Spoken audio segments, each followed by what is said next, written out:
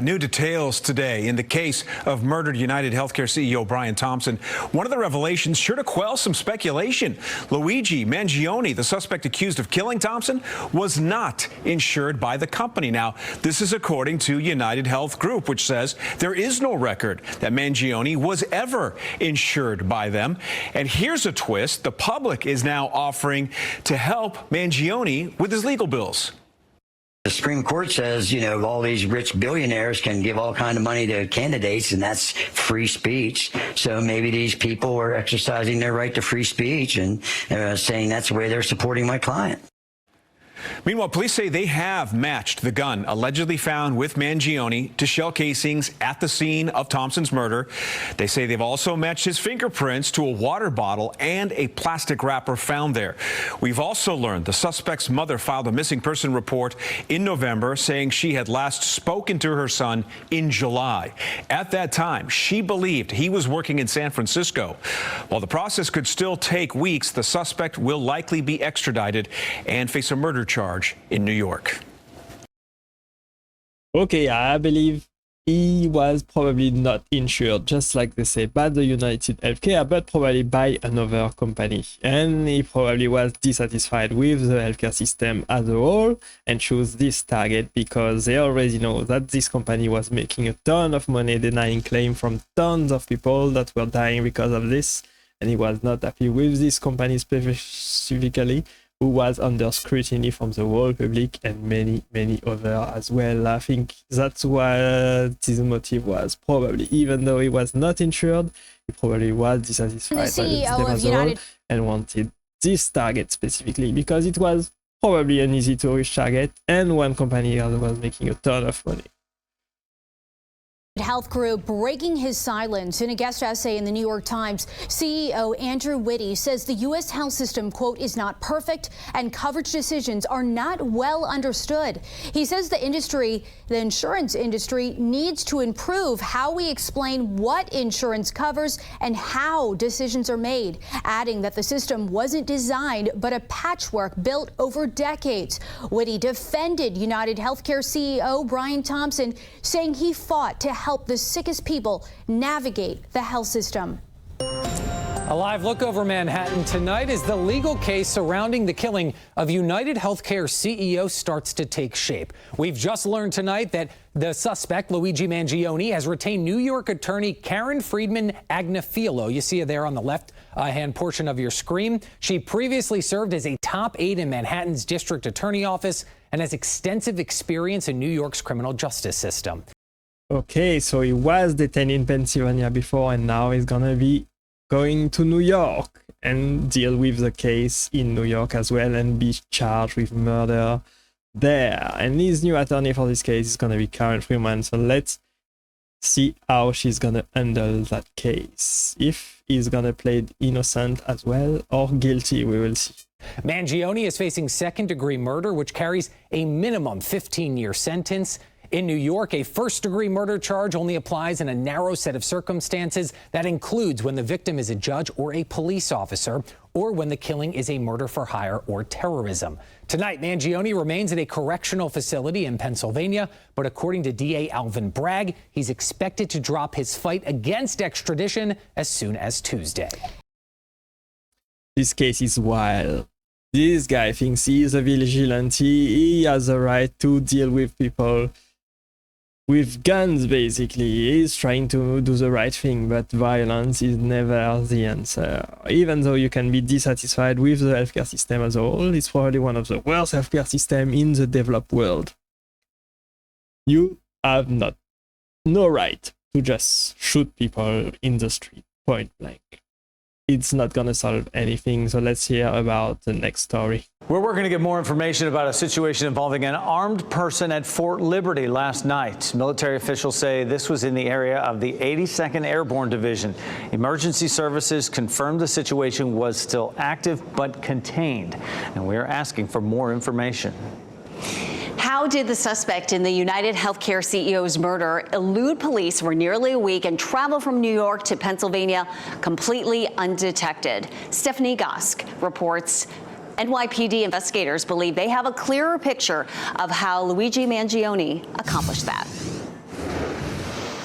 One of the mysteries in this case all along is how Luigi Mangione could have allegedly committed murder in Midtown Manhattan and escaped New York City. The NYPD had initially said that he got on an e-bike, went through Central Park, and ended up at a bus station uptown where they lost his trail. But now the chief of detectives for the NYPD says instead of leaving that bus station, leaving New York from there, he actually got on a subway and went back downtown and then eventually ended up in Pennsylvania, in Philadelphia, Pittsburgh, and ultimately Altoona, where he was arrested in a McDonald's. We are also learning. That's insane to me. How can he be arrested in a McDonald's? When you're on the run, when you're trying to hide from the police and the local authorities, you should never go in the city where there are cameras everywhere, where you have your portrait everywhere, where you are constantly have people searching for you, and especially in a well-frequented place like a McDonald's. He made so many mistakes.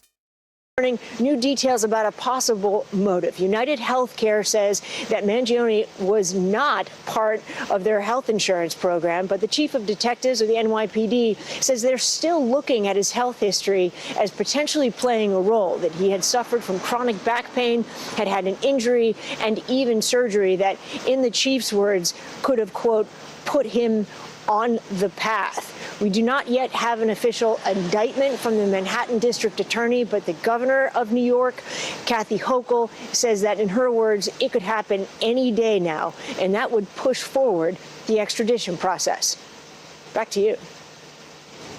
And the CEO for United Health Group, Andrew Whitty, issued his first public response to the consumer outcry following the deadly shooting. He said today that the U.S. health system, quote, is not perfect and that coverage decisions are not well understood. Whitty also defended UnitedHealthcare, the company's health insurance arm. He acknowledged that it does share some of the responsibility for the lack of understanding. Yeah, that makes sense to me. It's basically the worst healthcare system ever in the West, I believe. I believe that you should not be denied healthcare if you paid for it. Your life depends on it, basically. In such a developed country, in such a rich country, people have the right to healthcare, I believe. Every right to healthcare. This is sad, very sad to see. Hopefully the system will change. Now to the murder of UnitedHealthcare CEO Brian Thompson. According to the company, the suspect, Luigi Mangione, was not a member of the insurer. While he remains behind bars in Pennsylvania, prosecutors in Manhattan are presenting evidence to a grand jury. Right now, ABC's Morgan Norwood is in New York with more. The suspect charged with murdering Brian Thompson was never insured by UnitedHealthcare, and as authorities work to secure an indictment, investigators are looking into whether Luigi Mangione targeted the company because of its size. The company telling ABC News Brian Thompson's killer was not a member of UnitedHealthcare. The NYPD tells NBC New York Mangione did, however, mention it's the 5th largest corporation in America. We anticipate that before very long, he'll be brought back to New York, where he needs to be facing the consequences of that horrific, audacious attack on the streets of New York City. Police have already searched the Manhattan hostel where he stayed, but say they're still looking to access the phone they found in an alley near the scene. They also say prosecutors have started presenting evidence to a grand jury, seeking an indictment that could strengthen their case for Mangione's extradition from Pennsylvania. Mangione is locked in a cell nearly identical to this one, his supporters donating tens of thousands of dollars to online legal defense funds, including one set up anonymously on Give, Send, Go. The group saying, "We are not here to celebrate violence, but we do believe in the constitutional right to fair legal representation." Meanwhile, authorities are working to tame threats amid this investigation. In Seattle, this chilling message appeared briefly on a road sign, threatening other CEOs, the city blaming a private construction contractor, and a Florida woman. Wild. This is wild to me, that other CEOs are now being targeted because of the same issue. I'm not sure that killing the CEOs of large multinationals, of large corporations, is gonna solve anything. Honestly, this is not the right way to do it. Violence only leads to more violence, doesn't solve any problem at all. Charged with threatening her insurance company after it denied her claim. In a phone call, Breonna Boston allegedly saying, "Delay, denied, deposed. You people are next," repeating the words police say were written on the shooter's bullets. Investigators say she later claimed she doesn't own a firearm and isn't a danger to anyone. And Mangione's lawyer says he intends to plead not guilty. His extradition hearing is scheduled for December 30th. Morgan Norwood, ABC News, New York. Okay, this case is wild. We have the last story of Luigi Mangione being reported missing for many days before. Inmates at the maximum security state prison where accused assassin Luigi Mangione is being held yell out their support on live TV. Free Luigi! Luigi's conditions suck! The inmates had TVs tuned to News Nation's Ashley Banfield, who waved to them as her colleague was reporting right outside the prison. Can I just ask the guys if they can hear me right now to answer yes or no very loud? Does Luigi have television in his single cell? This is wild. Wow, this is quite something. This is the strangest interview I've ever conducted. We're learning that Luigi Mangione's mom was frantically searching for him in the days leading up to his alleged assassination of UnitedHealthcare CEO Brian Thompson. Kathleen Mangione filed a missing persons report with San Francisco police on November 18th. The report says she last spoke to Luigi on July 1st, 2024, and that the online car sales company he worked for was permanently closed and the main number disconnected. Mangione had ghosted his family. His mom had not heard from him for 140 days. Wow. Even senior NYPD officers are shocked that no one in the wealthy Maryland clan contacted police after these surveillance photos were seen across America. So he is a rich kid after all.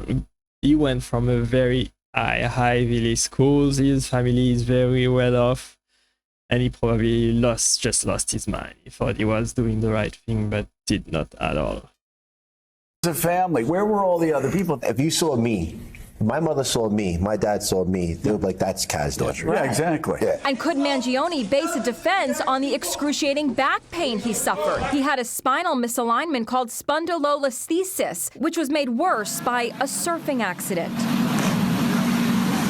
He sought help from a yoga master. Did he complain a lot about this back injury? It was bad. You know, he was right away. He told me, hey, I got a lower back injury, you know? So I think it's definitely something, you know, he didn't want to inflame. So it's serious. Mangione had spinal fusion surgery last year, but CNN's Dr. Sanjay Gupta says the operation might have been botched. The screws look like they are actually extend a little bit further than normal, but we don't have all the images to be able to tell.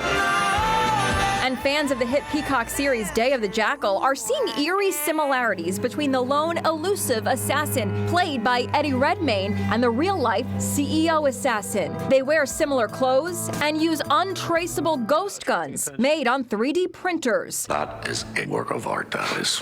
Both also target business leaders. This is wild. So this guy definitely lost his mind. He was confused between fiction and reality and what was the right thing to do. He probably went away from his family. His family basically abandoned him. He ghosted his family and basically lose any reference to reality, unfortunately. Hopefully the violence stop. Hopefully the system will improve. Hopefully people realize that this system is sick. This system needs reform. This system needs profound change to protect the life of the American people. Everyone has the right to healthcare, especially if you paid for it and still get denied medical healthcare for a number of reasons. The UnitedHealthcare company denied almost a third of all medical bills that come back to them. It's insane to me. It's insane to me how they are making money on the back of sick people. It's sad. It's very sad to see. Unfortunately, hopefully it will get better. Thanks for watching and staying with me today, guys. I hope you enjoyed this video. Click right there to watch the next video, and I will see you there in this next video. Bye bye for now.